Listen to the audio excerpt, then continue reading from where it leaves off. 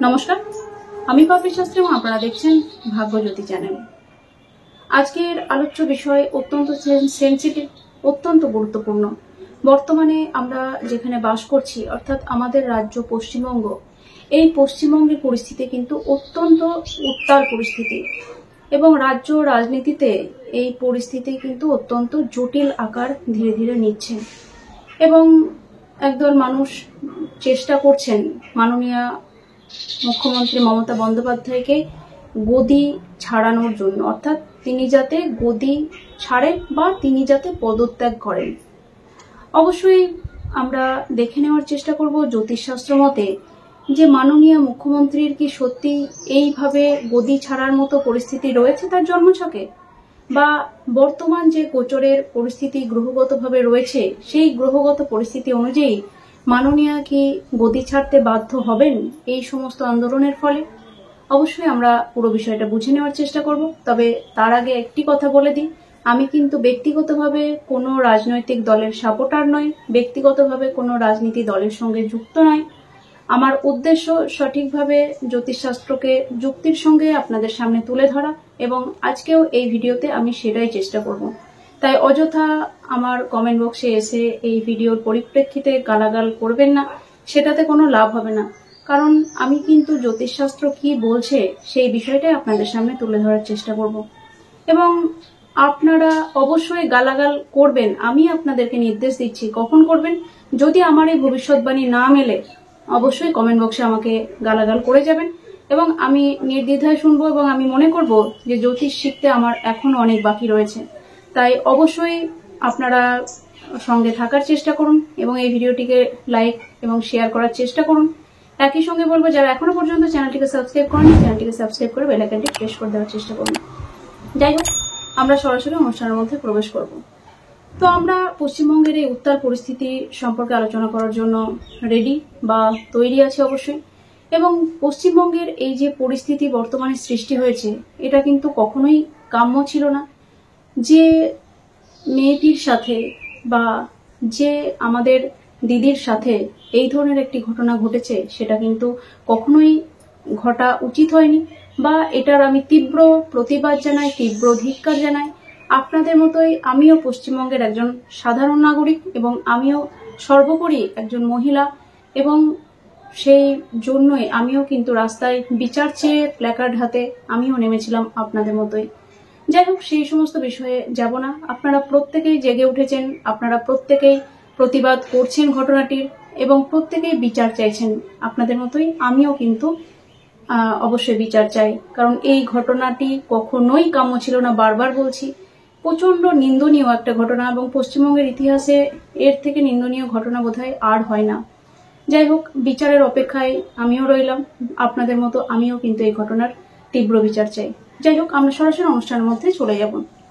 যে বিষয়টি নিয়ে আলোচনা করার জন্য আজকে এই ভিডিওটি তৈরি করা সেটি হচ্ছে এই যে বিভিন্ন রকম আন্দোলন করা হচ্ছে, বিভিন্ন রকম সরকারকে চাপ দেওয়া হচ্ছে, বিভিন্ন রকম পরিস্থিতি ক্রিয়েট করে মাননীয় মুখ্যমন্ত্রীকে পদত্যাগের দাবি তোলা হচ্ছে। এই বিষয়ে আমরা যদি দেখি, খেয়াল করি, তাহলে কিছুদিন আগে আমরা পার্শ্ববর্তী আমাদের যে দেশ বাংলাদেশ, সেখানে খেয়াল করলে আমরা দেখতে পাবো যে সেখানে যিনি প্রধানমন্ত্রী ছিলেন হাসিনা, সেই হাসিনা ম্যাডামকে কিন্তু পদত্যাগ করতে বাধ্য করানো হয়েছিল এবং ঠিক একই রকম ঘটনা আমাদের পশ্চিমবঙ্গে বর্তমানে ঘটছে এবং অনেকেই হয়তো ভাবছেন যে আপনারা হয়তো আন্দোলন করে বা রাজনৈতিকভাবে চাপ সৃষ্টি করে বা যে কোনো রকম চাপ সৃষ্টি করে মুখ্যমন্ত্রী মমতা বন্দ্যোপাধ্যায়কে পদত্যাগ করতে বাধ্য করবেন। কিন্তু আমাদের জ্যোতিষশাস্ত্র মতে, আমি যতটা অ্যানালিসিস জ্যোতিষশাস্ত্র সম্পর্কে করেছি, তাতে মাননীয় মুখ্যমন্ত্রীর যে জন্মছক, সেই জন্মছক কিন্তু কখনোই সেটাকে সাপোর্ট করছে না এবং বর্তমানে মাননীয় মুখ্যমন্ত্রীর যে পরিস্থিতি, সেই পরিস্থিতি অবশ্যই আমরা যদি গোচরের দিকে তাকাই তাহলে দেখতে পাবো বর্তমান আকাশের গোচরের রবি গ্রহটি কিন্তু নিজের ঘরে রয়েছে এবং এই নিজের ঘরে থাকার কারণে অবশ্যই প্রত্যেকটি রাজনৈতিক দল কিন্তু নিজস্ব জায়গায় সক্রিয় রয়েছে এবং যেমন প্রত্যেকটি দল, যেমন যাদের হয়তো সেরকম ভাবে অস্তিত্বও নেই, তারাও কিন্তু এই মুহূর্তে জেগে উঠেছেন। এবং সর্বোপরি সাধারণ বেশ কিছু মানুষ তারা কিন্তু চাইছেন যে এই মুহূর্তে মুখ্যমন্ত্রী পদত্যাগ করুন, বা তারা হয়তো এমন আন্দোলন করতে চাইছেন যেটার কারণে হয়তো তারা ভাবছেন যে মাননীয় মুখ্যমন্ত্রীকে গদি ছাড়তে বাধ্য করবেন। কিন্তু আপনাদের সুবিধার্থে এটা জানাই যে মাননীয় মুখ্যমন্ত্রীর জন্মছক কিন্তু সেই বিষয়টাকে কখনোই সাপোর্ট করছে না। কারণ তার জন্মছকের মধ্যে বেশ কিছু এমন যোগ রয়েছে যেগুলো কিন্তু রাজনীতির ফিল্ডে তাকে একটা অন্য মাত্রা দেয়। কারণ আজ হয়তো এই পরিস্থিতির সৃষ্টি হয়েছে, কিন্তু বিগত 5-10 বছর ধরে যদি আমরা খেয়াল করি তাহলে এমন অনেকবারই হয়েছে, বা আপনারা ভেবেছেন যে এবার হয়তো আর মাননীয় মুখ্যমন্ত্রী জিততে পারবেন না, বা তার দল হয়তো জিততে পারবেন না, বা তিনি হয়তো ক্ষমতায় আসবেন না।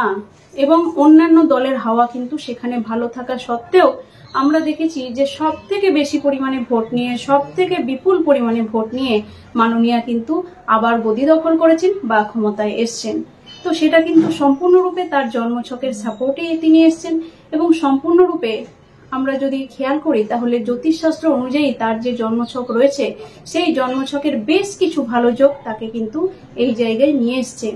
এবং আজ যদি আমরা এই পরিস্থিতিতে দেখি, অবশ্যই যে ঘটনা ঘটেছে আমি আবারও নিন্দা জানাচ্ছি সেই ঘটনার, কিন্তু সেই ঘটনাকে হাতিয়ার করে বা সেই ঘটনার পরিপ্রেক্ষিতে যারা চাইছেন যে মাননীয়াকে গদি ছাড়তে বাধ্য করবেন, তারা তাদের উদ্দেশ্যে বলবো, দেখুন আমি এটা কখনোই চাই না যে আমি যাই বলি না কেন আপনারা আপনাদের প্রতিবাদ ছেড়ে দিন বা আন্দোলন ছেড়ে দিন, এটা কিন্তু কখনোই আমি চাই না। আপনারা যেটা করছেন সেইটাই করুন। যারা জ্যোতিষশাস্ত্র বিশ্বাস করেন তাদের উদ্দেশ্যে শুধুমাত্র আমার এই ভিডিও। তো যাই হোক, আপনারা যাই করুন না কেন মাননীয় মুখ্যমন্ত্রী মমতা বন্দ্যোপাধ্যায়কে এই মুহূর্তে গদি ছাড়তে বাধ্য কেউই করতে পারবে না। এবং যদি তাকে হারাতে হয়, যদি তাকে সত্যি গদি ছাড়তে হয়, তাহলে কিন্তু একমাত্র উপায়, এবং অবশ্যই সেটি তার জন্মছক অনুযায়ী, তাকে গণতান্ত্রিক পদ্ধতিতে আপনাদেরকে হারাতে হবে। এবং গণতান্ত্রিক পদ্ধতিতে যদি মাননীয় মুখ্যমন্ত্রীকে আপনারা হারাতে পারেন তবেই কিন্তু তাকে তিনি গদি ছাড়বেন। নইলে এইভাবে জোরজবরদস্তি করে কখনোই কিন্তু তার গদি ছাড়ার মতো যোগ তার জন্মছকের মধ্যে নেই বা আমরা দেখতে পাচ্ছি না। কিন্তু অবশ্যই একটা কথা মাথায় রাখতে হবে, মাননীয় মুখ্যমন্ত্রীর এই যে নভেম্বর, সামনের যে নভেম্বর মাস, সেই নভেম্বর মাস থেকে কিন্তু আস্তে আস্তে কিছুটা হলেও পরিস্থিতি একটু জটিলের দিকে যেতে পারে। এবং বর্তমানেও বেশ কিছুটা জটিলতা থাকলেও তিনি কিন্তু সামলে নেবেন। এবং যদি প্রশ্ন আসে যে পশ্চিমবঙ্গের এই যে উত্তাল পরিস্থিতি, এই যে উত্তাল অবস্থা, এই পরিস্থিতি কবে শান্ত হবে, অবশ্যই এই নিয়ে আমি পরবর্তীকালে আবারও একটি ভিডিও করার চেষ্টা করব, কারণ দুটো বিষয় একসঙ্গে করলে অনেকটা ভিডিও বড় হয়ে যাবে।